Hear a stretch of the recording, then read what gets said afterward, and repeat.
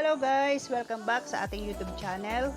It's me again, ZEL Manguiat TV. So guys, nag-home service tayo ngayon kaya ipapakita ko po sa inyo sa buong video kung paano po natin ginawa ang pagpuput spa. Hindi po ito DIY kaya kailangan po natin ng, gaya na makikita nyo, ng machine na pang foot spa. Kailangan din po natin ng foot soap.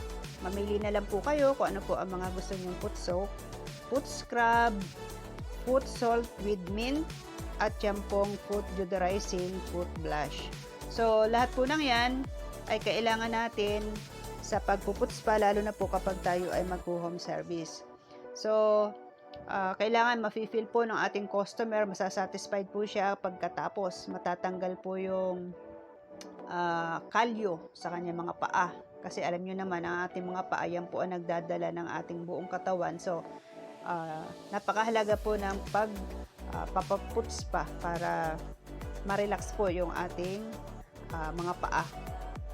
So, yan po ang lahat ang ating gagamitin. Siyempre, yung machine po, pinaka-importante, meron po tayong machine na atin pong gagamitin. So, kailangan lang po natin ng mainit na tubig habang nakasaksak po siya sa kuryente. May mainit na po siyang tubig. Yung pong tubig na hanggat maaari kaya po ng customer. Kasi yan naman po habang tumatagal, medyo lumalamig po siya. So, mas relax po kung mainit na tubig ang ating gagamitin na. So guys, samahan nyo ako sa buong video. Papakita ko po sa inyo ang ating ginawa pong pag-home service.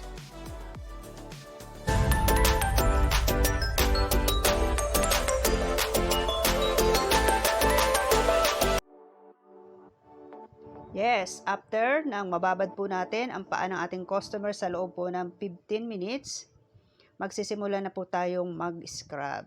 So, ang pag-scrub guys, hindi po tayo nakapokus sa paa mula po sa kanyang binte, papunta po sa paa, i-scrubbing po natin yan lahat po, i-scrubbing natin. Mag-umpisa po tayo doon sa salt, ang gagamitin po natin. Pagkatapos po, yan. Kaya na makikita nyo, ang ginagamit po natin guys na pang-scrub or pangtanggal po ng kalyo ay liha. So, bakit po liha?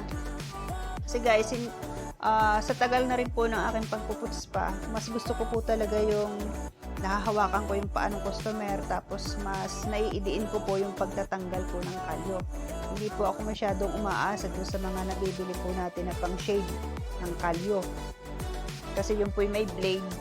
So, kung mayroon pong crack yung sakong or yung kalyo po ng customer, maaari pong ma-shave yung mga part na masyadong manipis na. So, mas maganda po guys, para po sa akin, at kung gusto nyo rin pong tularan, liha po ang mas maganda para sa akin na gamitin.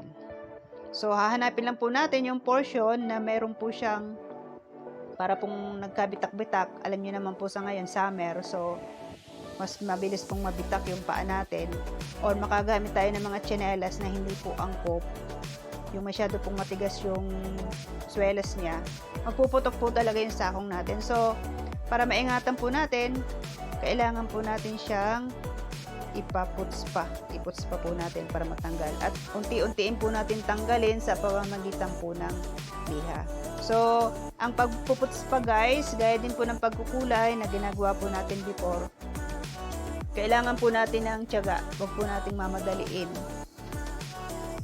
Kasi mas matagal po ang paggagawa, mas matyaga, mas maganda po ang resulta.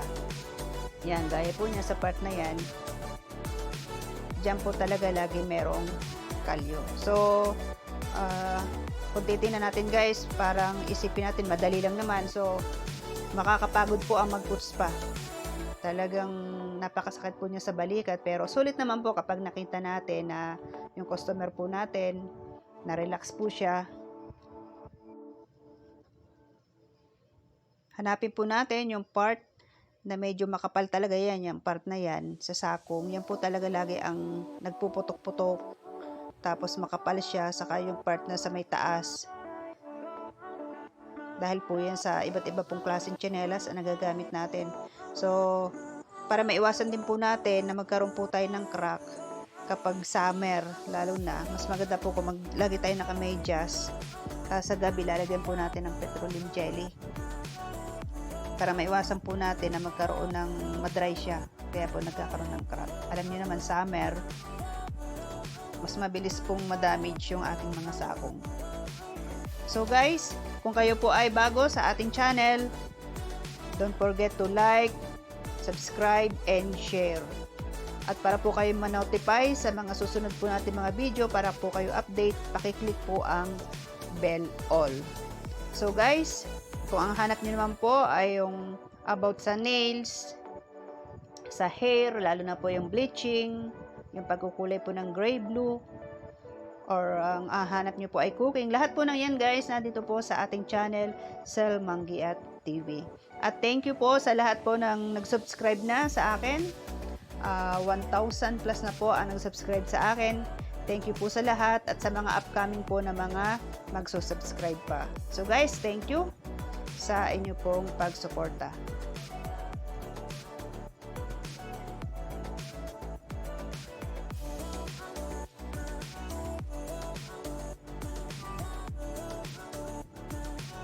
Kapag nagawa na po natin ang side na yan ng kanyang paa, yung part na yan, ibabad po uli natin, lipat po ulit tayo sa kabila.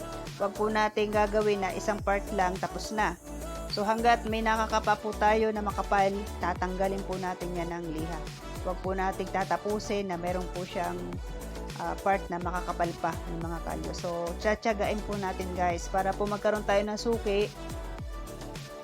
Tsatsagain po natin, kailangan masasatisfied po ang customer natin para sila po maging regular nating customer. So sa next po natin video guys, i-update ko naman kayo tungkol naman sa pagpuput massage. Paano po ba mag-massage sa paa? Yun naman po ang ipapakita ko sa inyo. Yung mga points po na kailangan po na i-massage, na mahalaga po yon para ma-relax po ang ating customer.